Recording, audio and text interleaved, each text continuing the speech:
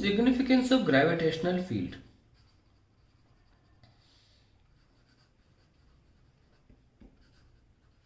तब से gravitational field बोले चले जा रहे हैं। सिग्निफिकेंस क्या इसका मतलब सिर्फ समझते क्या है आप? देखिए, सपोज आपका पॉइंट मास है, तो यहाँ पर आपको मैंने ग्रेविटेशनल फील्ड निकालने को बोला, आप तुरंत आर की दूरी पर निकाल दिया, G P is equal to G M by इसका मास एम है by R square. What does it mean actually? देखना, when an object is kept at point P, then it will experience an acceleration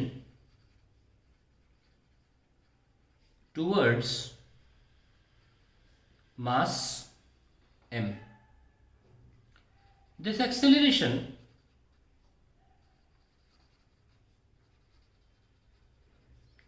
is independent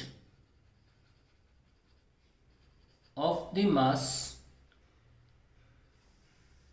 of the body kept at P. kept at P. चाहे आप यहाँ feather रखें चाहे हाथी रखें, दोनों को एक्सेलरेशन सेम महसूस होगा, ये मैं कहना चाह रहा हूँ। And only depends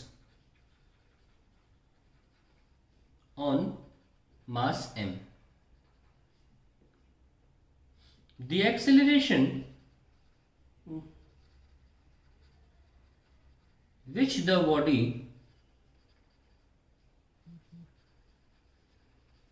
experiences